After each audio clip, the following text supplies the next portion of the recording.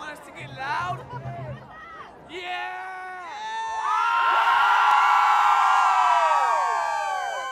Hello again, everybody, and welcome into the Week 3 edition of the ETSN.fm podcast. I'm Clint Buckley, and I'm joined here by Chandler Vessels. Chandler, a lot going on last week. There were some great games and some good ones going on this week. Let's get right into it. There was there were some very big monster individual performances last week, and I guess we'll start with Diboll. The Lumberjacks made a big statement in their win against Crockett, 54-16. Of course, Diboll did not play their first week. Their game was canceled because of Hurricane Harvey, but they certainly made up for lost time with a big win over Crockett. And their running back, Ty Hamilton, listen to this, 34 carries, 364 yards, and 6 touchdowns. Jeez. I doubt some people even have that in the 2 games that they played, and Diboll's only played 1. Yeah, I mean, that's just crazy. And for him to do it, maybe he was making up for lost time. He was just so angry that he didn't get to play the first week, and, he wanted to, didn't want to lose that game for his stats, so he just went ahead and put up 2 games worth of stats in the season opener. So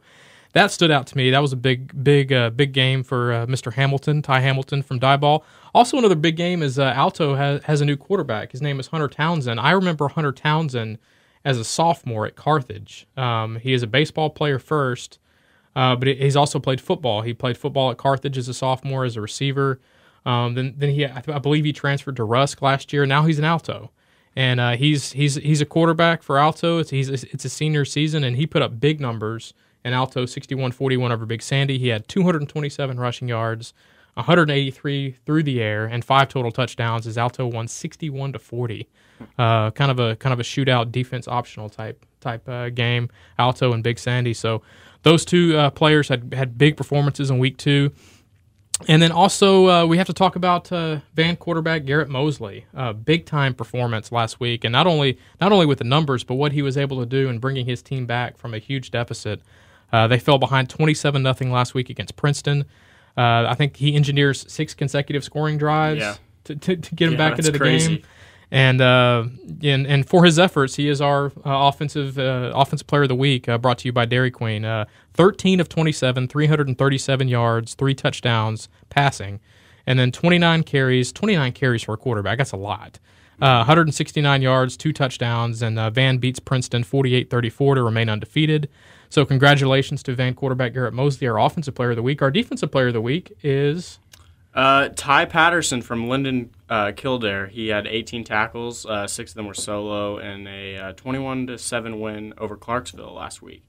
He also had a sack and returned a fumble for 75 yards for a touchdown. So a third of their touchdowns were him on defense. So congratulations. And Linden Kildare is also undefeated, by the way. They're also 2-0. So congratulations once again to Garrett Mosley from Van and Ty Patterson from Linden Kildare, our offensive and defensive players of the week.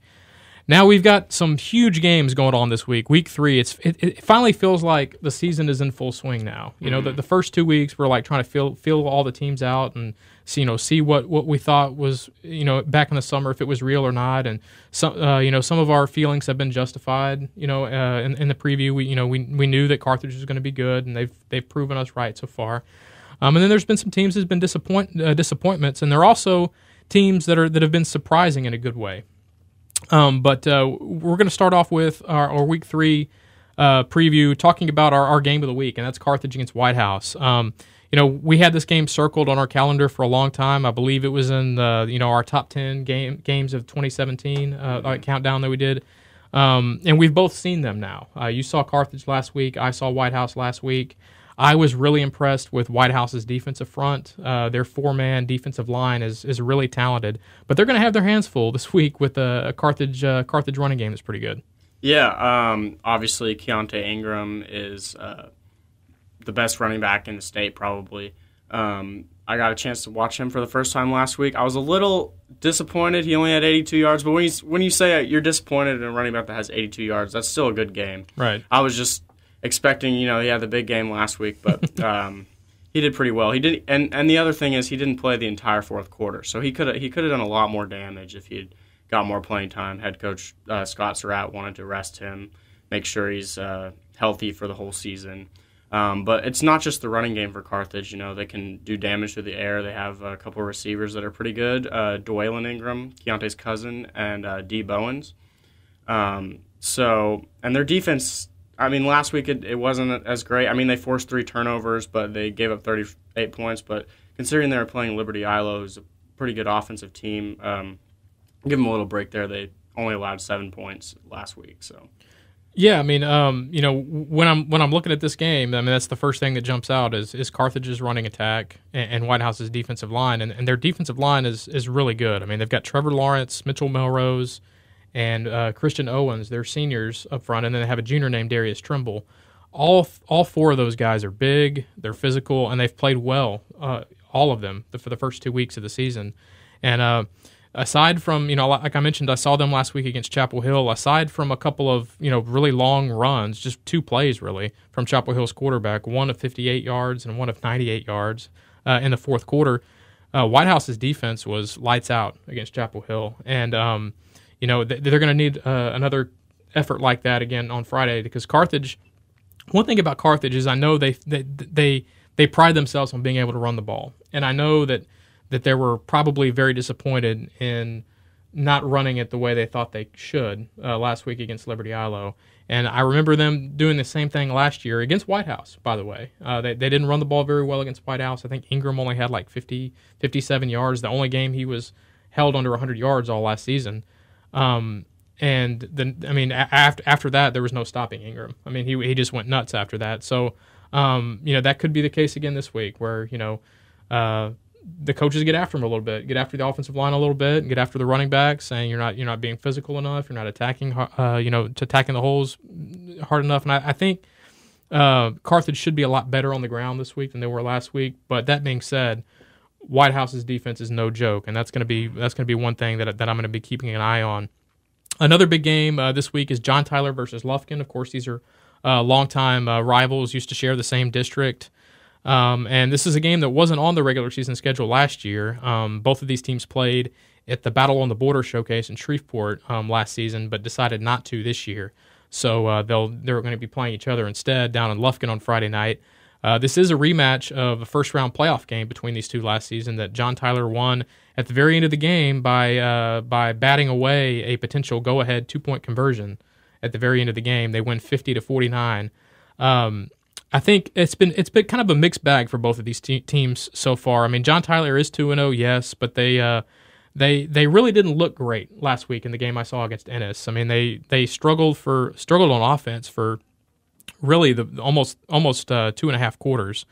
Didn't really get anything going offensively all night. They had a couple of big plays and that was how they were able to kind of overcome what was a very, very solid defensive effort by Ennis. But it just wasn't clean. It wasn't what they experienced in week 1, which is a complete mismatch, a complete domination of Plano West. So while John Tyler is 2-0, there are things that they need to improve on, and I think they will moving forward. Lufkin bounced back. Lufkin had a rough showing against Longview in the season opener.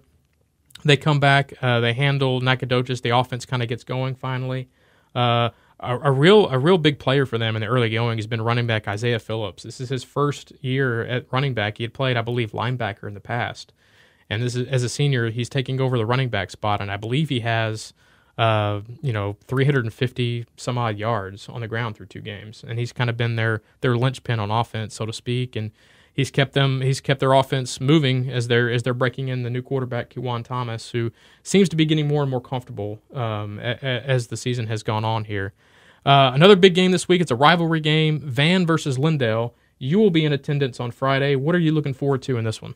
I'm looking forward to seeing Garrett Mosley after that big performance last week. You mentioned it, over 500 yards, engineered that big comeback. But I'm also interested to see how the Lindale defense handles him. They forced 3 turnovers last week. I think they had an interception. So it'll be interesting to see if they can sort of get some pressure on him, maybe make him feel uncomfortable. But I still expect him to have a pretty big game. Another thing to look for is the Eagles running back Jordan Robinson had a big game last week, rushed for 157 yards and 2 touchdowns. So it'll be interesting to see if he can keep that momentum going and carry into this game and generate some offense for the Eagles. Because even if they do have a good defensive performance, they're still going to have to put up some points to beat Van, because Van's not going to put up barely anything. Yeah, and that's the thing. I mean, Van, I wonder what kind of start they're going to get off to on Friday, because that's going to be preached at them all week, is starting faster. And I'm not exactly sure what went wrong against Princeton, whether it was just turnovers or mental errors at the beginning of the game, but whatever it was, they weren't in the right frame of mind to start the game, and then they eventually got that way. And I'm betting that's been a big point of emphasis for head coach Jared Moffitt this week with his players. And I would expect a much stronger start for Van. It's going to be up to Lindale, though, to kind of match that intensity, because I know Van is going to be coming out ready to go. They're on the road. They probably feel like they, have to come out with a little extra. Yeah. So it'll be interesting to see if Lindale can match that intensity in the early going, especially. And one more big game I want to talk about is Texas High versus Liberty Ilo, a crosstown rivalry in Texarkana. Both of these two teams are 0-2 and in desperate need of a win to start the season. Yeah, I mean, Liberty Ilo is 0-2, but when you consider the competition they faced to start the season, they played the number 1 and number 2 teams in 4A. So, and they played them tough, too. Like, they lost to those teams by combined 11 points. So, right. Liberty Ilo is not a bad team. I really don't think Texas High is a bad team either. They've obviously had a lot on their mind the past week with the passing of Leonard Parks, so it's hard to fault them for the way they've started, really. But I'll be excited to see one thing is that Texas High's offense hasn't really done much. They're averaging like 3.5 points a game through the first 2 games. They've only had 1 touchdown. A guy that's been quiet, who I'm sure people expected a lot out of this season, is Tevalence Hunt, the TCU commit. Right. I don't think he'll stay quiet for long. I think he could have a big game this week, especially when you consider that Liberty Ilo's defense has given up a ton of points in their first 2 games. Yeah, especially in the passing game too. Gilmer and Carthage back-to-back weeks have kind of lit them up through the air. So I think Hunt, this is a good week for him to get on track. Mm-hmm. Yeah, and it'll be interesting to see too how DeCorian Phillips, he's had a good start to the season, if he can keep things going for Liberty Ilo, the quarterback there. Yeah, so 4 huge games going on this week that we'll be obviously paying attention to on Friday night. But there are also big games elsewhere. You got Diboll against Newton. We mentioned Diboll with that huge statement win last week against Crockett, 54-16. They're going to place Newton this week, and Newton finished just ahead of Crockett in the district last year. So if Diboll can somehow find a way to knock off the state power Newton, then we know that they might be for real. Another big game is Gilmer is hosting Argyle Liberty Christian, a private school up in Denton County. Argyle Liberty Christian upset Salina last week. So Gilmer fans know all about the Salina program, as those two have met quite a bit in recent years in the playoffs. So that'll be interesting to watch. Another big one is Alto against ARP.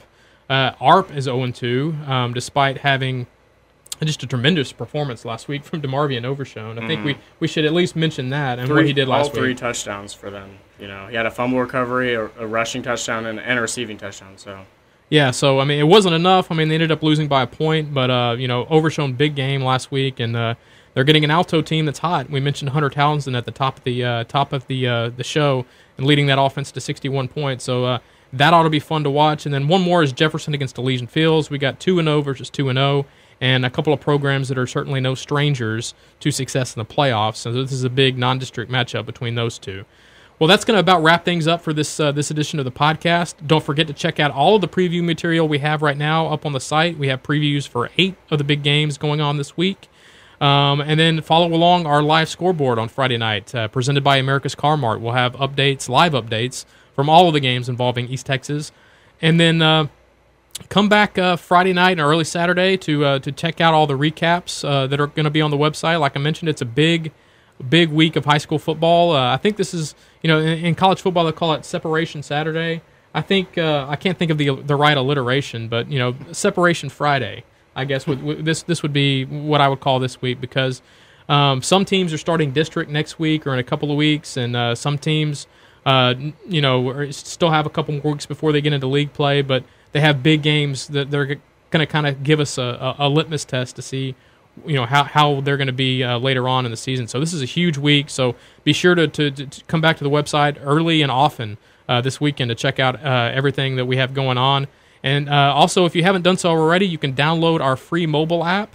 It's available right now at Google Play for Android and at the App Store for iPhone users. And like every week, we tell you, the best way to get in touch with us is through Twitter, through social media. And you can find us. I'm at Clint Buckley, and Chandler is at Chandler Vessels. And also you can hit us up on the on ETSN's main account on Twitter. That's at ETSN.fm. Well, for Chandler Vessels, I'm Clint Buckley. And until next week, we will talk to you and have a great, great weekend watching football.